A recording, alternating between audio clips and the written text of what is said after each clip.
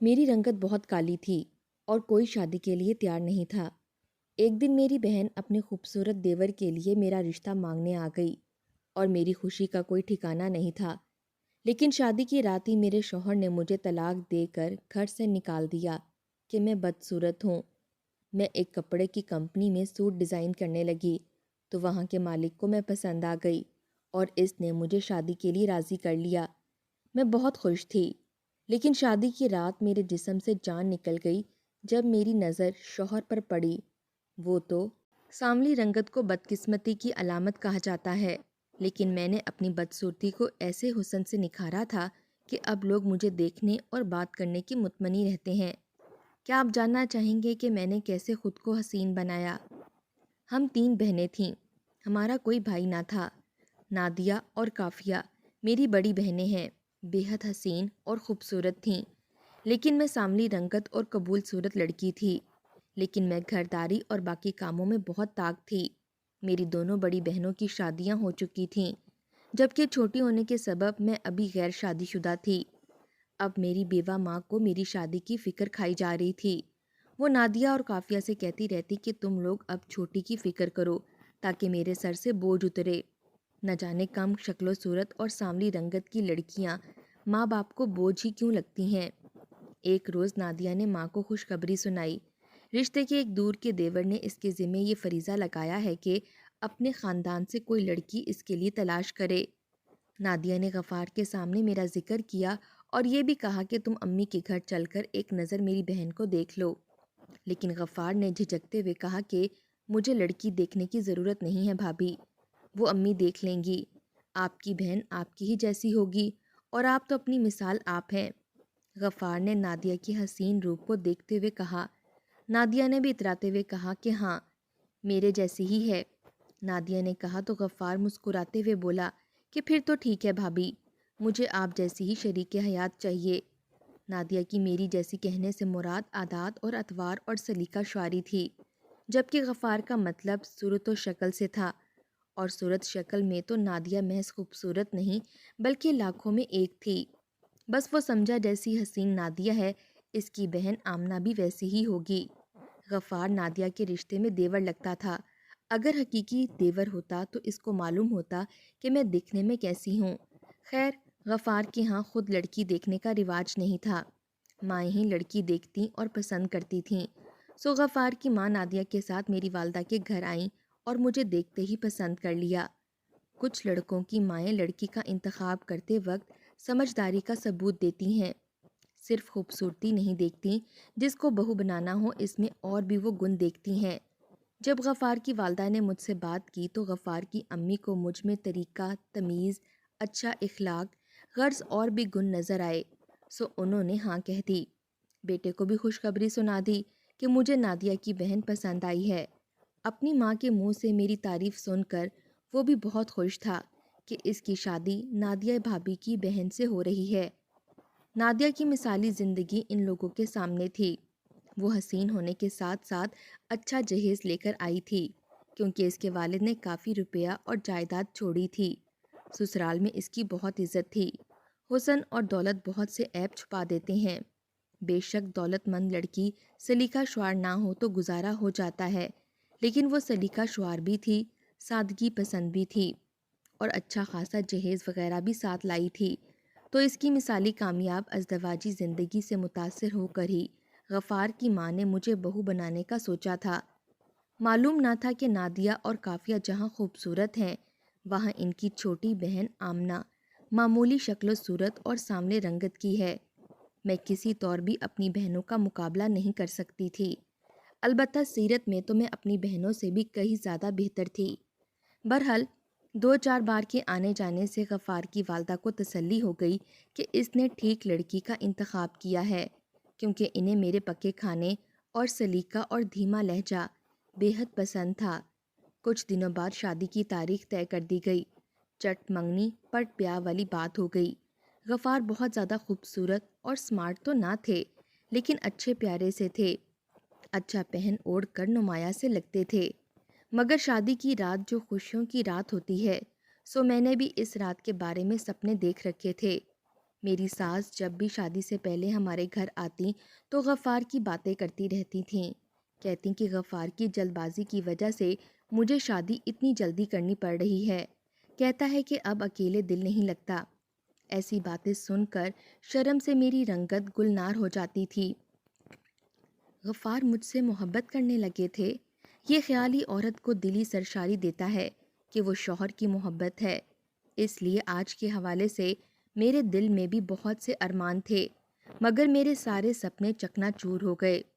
غفار نے گھونگھٹ اٹھاتے ہی پہلا سوال کیا، کیا تم بھابھی نادیہ کی ہی بہن ہو؟ تم ان کے جیسی تو نہیں ہو؟ غفار کے سوال پر میں متحیر ہوئی تھی۔ وہ مجھ سے کیسا سوال کر رہے تھے؟ مجھے تو لگا تھا کہ گھونگھٹ اٹھاتے ہی وہ میری تعریف کریں گے۔ میں نافہمی سے بولی، میں سمجھی نہیں۔ میں نے سوالیہ نظروں سے دولہے کو دیکھ کر پوچھا۔ وہ مجھے حیرت اور بے یقینی سے دیکھ کر بولے، ارے وہ تو بہت خوبصورت ہیں، ان کی رنگت سرخ و سفید اور تم تو ان کا الٹ ہو۔ کیا بہنوں کی شکل و صورت میں اتنا تضاد بھی ہوتا ہے؟ مجھے لگا ان کے لہجے میں طنز ہے۔ غفار کے اس سوال سے میرے نازک دل کو دھچکا لگا، لیکن میں چونکہ بہت مضبوط اعصاب کی مالک تھی اس لیے ضبط کر گئی۔ مگر غفار نے ایک دن کی دلہن کا لحاظ بھی نہ کیا۔ مجھ سے کہنے لگے، پتہ نہیں میری ماں کو مجھ سے کیا دشمنی تھی، میں تو سوچ بھی نہیں سکتا کہ وہ میرے لیے ایسی بیوی کا انتخاب کریں گی۔ انہوں نے مجھے تمہارے رنگ و روپ کے بارے میں کچھ نہیں بتایا تھا۔ میری ماں تو کہتی تھی کہ وہ نادیہ جیسی ہی ہے، تم تو کالا سایہ لگ رہی ہو، گہرے کالے رنگ کا سایہ۔ غفار کا ایک ایک جملہ میرے دل پر کسی نشتر کی طرح سے لگ رہا تھا۔ کہنے لگا، مجھے تمہاری بہن کی تمہارے بیجا تعریف اور اپنی ماں کے کہنے پر تسلی ہو گئی۔ میں نے تو تصویر بھی نہ مانگی۔ میں نے بڑا برا کیا خود پر۔ میں تمہارے ساتھ نہیں رہ سکتا، میرا تمہارا گزارا مشکل ہے۔ گویا کہ پہلی نظر دیکھ کر ہی اس نے اپنی شریک حیات کو رد کر دیا، بلکہ مجھ پر الفاظ کے پتھروں کی برسات کر دی۔ میں تو یوں تھی کہ کاٹو تو لہو نہ نکلے۔ پریشان گمسم بیٹھی رہ گئی۔ کچھ دیر پہلے میں جو خواب دیکھ رہی تھی سارے کانچ کے ٹکڑے ثابت ہوئے، ایسے ٹوٹ کر بکھرے کہ ان کے ٹکڑے بھی ملنا مشکل ہو گئے۔ ضبط کی ہزار کوشش کے باوجود آنسو اس کی آنکھ سے بہہ نکلے اور سارے خواب قطرہ قطرہ اشکوں کی شکل میں ٹپکنے لگے۔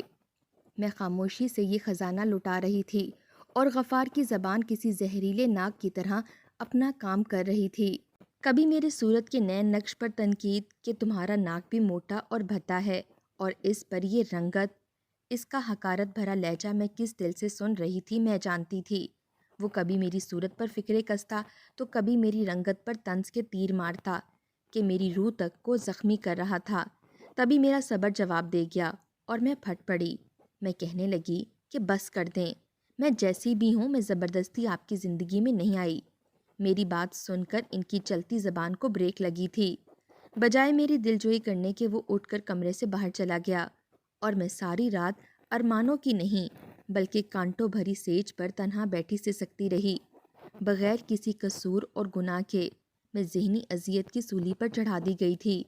صبح ہونے سے پہلے وہ کمرے میں واپس آ گیا تاکہ کسی کے جاگ جانے سے قبل اپنی دلہن کے پاس موجود ہو، کوئی اسے غلط نہ سمجھ لے۔ دوسرے دن ولیمہ تھا۔ وہ سب سے ہنس ہنس کر باتیں کر رہا تھا جیسے رات کچھ ہوا ہی نہیں۔ میں سوچتی رہ گئی کہ مرد اتنے ظالم اور سفاک بھی ہوتے ہیں۔ کیا میری زندگی تباہ کر کے میرے ارمانوں کا گلا گھونٹ کر وہ کس طرح چہرے پر مسکراہٹ سجائے ہوئے ہے اور سب سے ہنس ہنس کر مل رہا ہے۔ ایک مہینہ یوں ہی خاموشی سے گزر گیا۔ وہ جب بھی دیکھتا نفرت سے رخ بدل لیتا، 2 گھڑی بات بھی کرتا تو دل خاک کر کے رکھ دیتا۔ وہ ہر وقت نادیہ کے حسن کے قصیدے مجھے سناتا اور ٹھنڈی آہیں بھرتا، کہتا کاش کہ تم بھی اپنی بہن جیسی ہوتی تو پھر میں تمہیں بتاتا کہ محبت کیا ہوتی ہے۔ بھلا تجھ جیسی کالی شکل والی کے پاس تو بیٹھنے کا دل بھی نہیں چاہتا۔ وہ جب بھی بات کرتا ایسی ہی جلی کٹی سناتا۔ میں بہت بہادر لڑکی تھی۔ میں نے ہر طرح سے حالات کا مقابلہ بڑی سمجھداری سے کرنے کی ٹھان لی تھی، لیکن ساس نے محسوس کر لیا کہ کوئی گڑبڑ ضرور ہے۔ اس نے مجھ سے پوچھا، تم دونوں کھچے کھچے کیوں رہتے ہو؟ میں طنزیہ مسکرا کر بولی، یہ سوال آپ اپنے بیٹے غفار سے پوچھیں۔ ماں کا شک یقین میں بدل گیا۔ شام کو جب غفار گھر آیا، ماں نے اپنے کمرے میں بلا کر اس سے پوچھا، تم کچھ اکھڑے اکھڑے سے رہتے ہو، بیوی کے ساتھ بھی تمہارا رویہ پھیکا پھیکا سا ہے، کیا بات ہے غفار؟ کیا آمنہ نے کچھ کہہ دیا ہے یا اس سے کوئی غلطی ہو گئی ہے؟ اگر کوئی ایسی بات ہے تو مجھے بتاؤ، میں اسے سمجھا دوں گی۔ امی، وہ ہرگز مجھے قبول نہیں ہے، آپ نے میرے ساتھ بہت زیادتی کی ہے، سارے جہاں میں میرے لیے آپ کو یہی ایک لڑکی ملی تھی، اپنے اکلوتے بیٹے کی آنگن میں اتارنے کے لیے، میرے لیے یہی چاند رہ گیا تھا، اگر کوئی اس سے بھی زیادہ حبشی شکل مل جاتی تو کیا اس کو بھی بہو بنا لیتی؟ آپ کی پسند کو میں اس قدر گیا گزرا نہیں سمجھتا تھا۔ امی، میں نے آپ پر بھروسہ کیا تھا، میرا اعتماد مجھے لے ڈوبا، کم از کم اس کی رنگت پر تو غور کر لیا ہوتا، اور آپ نے مجھے یہ کیوں کہا کہ وہ نادیہ جیسی ہے؟ میں تو سمجھا وہ بھابھی جیسی ہی حسین شکل ہوگی۔ وہ چلا کر بات کر رہا تھا اور میں باہر کھڑی آنسو بہا رہی تھی۔ میری ساس نے کہا، کیا مطلب ہے تمہارا غفار؟ کیا ہوا ہے آمنہ کو؟ اس کی والدہ نے سخت لہجے سے پوچھا، پھر پیار سے سمجھانے لگیں، کہنے لگیں، اتنی اچھی تو ہے وہ، آج کل کے دور میں اتنی سلیقہ مند لڑکی ڈھونڈنے سے بھی نہیں ملتی، صورت ہی سب کچھ نہیں ہوتا بیٹا، یہ ایسی لڑکی ہے کہ تمہارے گھر کو جنت بنا دے گی۔ لیکن غفار ہتے سے اکھڑ گیا، کہنے لگا، مجھ کو نہیں چاہیے ایسی جنت۔ اس کی امی نے کہا، پر تم اسے کیوں ٹھکرا رہے ہو؟ آخر اس بیچاری کا قصور کیا ہے؟ اس کی والدہ کو شاید مجھ پر ترس آیا تھا، لیکن غفار تو کچھ سننا ہی نہیں چاہتا تھا، کہنے لگا، میرا قصور کیا ہے امی؟ میں تو نادیہ بھابھی کو اپنا آئیڈیل مانتا تھا، مجھ کو کیا خبر تھی کہ ان کی سگی بہن اتنی گئی گزری ہوگی؟ میں اس کالی کلوٹی کے ساتھ کیسے گزارا کروں؟ اسے دیکھ کر ہی میرا دل خوش نہیں ہوتا، تو میں کیسے اس کے ساتھ رہوں؟ اس میں تو نادیہ بھابھی کی ایک جیسی بھی ادا نہیں ہے، یہ تو عجیب ہی ہے، میں اس کو نہیں رکھ سکتا، میں اسے طلاق دے دوں گا۔ غفار کے لہجے میں تکبر تھا۔ بیٹے کے منہ سے یہ الفاظ سن کر غفار کی ماں سکتے میں آ گئی۔ خبردار، جو تم نے طلاق کا نام بھی لیا، ہمارے خاندان میں آج تک ایسا نہیں ہوا، جس سے شادی ہو گئی اسی سے نباہ کیا، تم کو بھی اپنے خاندان کے رواجوں کی حفاظت کرنا ہوگی۔ ماں کا حتمی فیصلہ سن کر بھی وہ غصے سے گھرا کر بولا، ٹھیک ہے امی، اگر ہمارے خاندان میں طلاق نہیں ہوتی تو خود سنبھالیے اپنی اس بہو کو، میں یہاں سے چلا جاؤں گا، آپ خود اپنی اس خوبصورت بہو کے ساتھ رہیں۔ یہ کہہ کر غفار اپنے کمرے میں چلا گیا۔ جب اس نے گھر چھوڑ جانے کی دھمکی دی تو ماں پریشان ہو گئی، بہت عرصے قبل وہ بیوہ ہو گئی تھی، اپنی زندگی اسی بیٹے کے سہارے کاٹ دی، دوسری شادی کا بھی نہیں سوچا، وہ تو خاموش رہ گئیں، سوائے دعا کے کیا چارہ تھا کہ خدا غفار کو ہدایت دے اور اس کے دل میں میرے لیے محبت پیدا کر دے۔ غفار نے آمنہ سے دوری قائم رکھی تھی، ساس ہر وقت آمنہ کو سمجھاتی رہتی کہ بیٹی تم صبر کرو، اللہ تعالیٰ خود تمہاری زندگی میں بہتری پیدا کر دے گا، تم بس غفار کے سارے کام اپنے ہاتھوں سے کیا کرو، آخر کو وہ ایک دن تمہارا ہو ہی جائے گا۔ میں نے ساس کی بات مان لی، میں شوہر کے تمام کام اپنے ہاتھوں سے کرتی، ساس کی بھی خدمت کرتی، ایک بیٹی کی طرح ان کا خیال رکھتی، لیکن غفار کا پتھر دل بھی پھر بھی نہ جیت سکی، اس کو خود سے محبت کرنے پر مجبور نہ کر سکی۔ غفار کی بے رخی اٹل تھی۔ ایک دن کچھ مہمان آئے ہوئے تھے، غفار ان کے ساتھ بیٹھا تھا، کہا کہ چائے بنا کر مہمانوں کو دو۔ میں نے حکم کی تعمیل کی، میں نے مہمانوں کے سامنے کیک، سموسے، چائے وغیرہ رکھے۔ جب غفار کے سامنے پلیٹ رکھی تو اس نے اٹھا کر پرے پھینک دی، کہا کہ یہ صاف نہیں ہے، حالانکہ پلیٹ بالکل صاف تھی، صرف میری اہانت سب کے سامنے کرنا چاہتا تھا اور اس نے ایسا ہی کیا تھا۔ شرمندگی کے مارے میری آنکھوں میں آنسو آ گئے اور میں اپنے کمرے میں آ گئی۔ آج تو آنکھوں سے نہ تھمنے والی جھڑی لگ گئی تھی، میرے آنسو پہنچنے والا بھی کوئی نہیں تھا، تکیے کو ہمراز بناتے ہوئے سارے آنسو اس کے سپرد کرتی، پتہ نہیں رات کے کس پہر نیند نے آ کر اس اذیت سے نجات دلوائی۔ مہمانوں کے جانے کے بعد غفار بھی گھر سے چلا گیا اور ساری رات واپس نہ آیا۔ غفار کی ماں اس کے رویے سے تنگ آ کر بیمار رہنے لگی تھی، جب بیٹے کو سمجھاتی وہ الجھ پڑتا، کہتا زیادہ تنگ کرو گی تو اماں میں اسے طلاق دے کر چلتا کروں گا، یہ میری شرافت ہے کہ نہ چاہتے ہوئے بھی اس کو گھر میں رکھا ہوا ہے۔ ماں بیٹے کو سمجھاتی کہ بیٹا دل کی آنکھیں کھول کر دیکھو، ہیرا ہے ہیرا، اور ہیرے کی قدر کرنا سیکھو، تم کیوں عارضی چمک دمک والی چیزوں کی طرف بھاگتے ہو؟ غفار ماں کو ہی جھڑک دیتا تو وہ خود کو 2 زندگیوں کی بربادی کا مجرم سمجھنے لگی۔ اسی طرح اذیت سہتے ہوئے 8 ماہ کا عرصہ گزر گیا۔ اس دوران میں میکے بھی کم ہی آئی تھی۔ ایک دن میری بہن نادیہ آئی۔ اس نے مجھے افسردہ اور بجھا ہوا دیکھا تو پوچھا، کیا بات ہے آمنہ، کیا تم یہاں خوش نہیں ہو؟ میں بولی، میں تو خوش ہوں آپا، مگر غفار خوش نہیں ہے۔ کیا وہ تم سے برا سلوک کرتے ہیں؟ نادیہ کے سوال پر میں نے اپنے آنسو ضبط کر کے کہا کہ برا سلوک تو نہیں کرتے، پر وہ جو سلوک کر رہے ہیں وہ اچھا بھی نہیں ہے۔ اتنی بات دکھی دل نے کہی ہی تھی کہ یہ باتیں غفار نے سن لیں۔ نادیہ کے ہوتے ہوئے تو مجھ سے کچھ نہ کہا، لیکن اس کے جانے کے بعد وہ سخت فیصلہ کر لیا جو کئی دنوں سے کرنا چاہ رہے تھے۔ بہن سے گیلا کرنے کا بہانہ بنا کر اس نے ایک روز میرے ہاتھ میں کچھ کاغذ پکڑا دیے۔ کہا کہ ہماری دونوں کی زندگی برباد رہنے سے بہتر ہے کہ تم اپنی مرضی سے اپنی زندگی گزارو اور میں اپنی مرضی سے، یہی ہم دونوں کے لیے بھی بہتر ہوگا۔ تم میری طرف سے آزاد ہو، جس کے ساتھ چاہو زندگی گزارو۔ میں بھی دفتر میں اپنے ساتھ کام کرنے والی لڑکی سے شادی کرنا چاہتا ہوں تاکہ وہ خوشی جو تم سے نہ مل سکی اسے پا سکوں۔ وہ بہت خوبصورت ہے اور میری اس کے ساتھ بہت بنتی بھی ہے۔ میں بربادی کا کاغذ لیے کھڑی تھی۔ میں نے ساس سے کہا کہ مجھ کو مزید صبر کی تلقین مت کرنا، غفار نے میرے بارے میں فیصلہ کر دیا ہے، براہ مہربانی آپ مجھے میرے میکے چھوڑائیں۔ ساس اس کے یہ الفاظ سن کر رو پڑی، اسے گلے سے لگا لیا، بولی، بیٹی مجھے معاف کر دینا، میں نے تو تمہارے لیے اچھا سوچا تھا، لیکن سب برا ہو گیا۔ ساس نے مجھے دعائیں دے کر مجھ بدنصیب بدصورت لڑکی کو بالآخر رخصت کر دیا۔ میں روتی ہوئی ماں کے دروازے پر واپس آ گئی۔ جب ماں کو میں نے اپنی طلاق کے کاغذ دکھائے تو کہرام مچ گیا۔ بجائے غفار کو برا بھلا کہنے کے دونوں بہنوں نے مجھے ہی دوش دیا، مجھے ہی برا بھلا کہا، قصوروار ٹھہرایا کہ تمہارا ہی قصور ہے، تمہارا رویہ صحیح نہیں رہا ہوگا جو تمہارے شوہر نے اتنا بڑا قدم اٹھا لیا۔ میں نے تو چاہت سے شادی کی تھی اور خاموشی سے سب کی باتیں سنتی، سوچتی رہی تھی کہ کیا یہ اذیت قابل برداشت ہے جو اپنوں سے مل رہی ہے، یا وہ اذیت کا سمندر جس کو پار کر کے آئی تھی۔ کسی نے مجھے گلے نہ لگایا اور نہ ہی تسلی دی۔ شام کو جب میری واحد دوست اور رازدار میرے گھر آئی تو میں اس سے گلے لگ کر پھوٹ پھوٹ کر رو پڑی۔